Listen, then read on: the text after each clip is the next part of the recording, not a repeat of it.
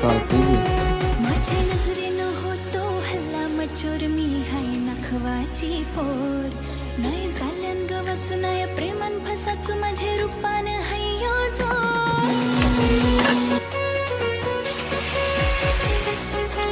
माझ्या नजरेनं माऊलीज किचनचा मालवणी मिक्स मसाला ऍड करणार आहे. नखवाची पोर नाही हा माऊली झाल्यान किचनचा कांदा लसूण मसाला आहे. हा पण आपण वापरतो.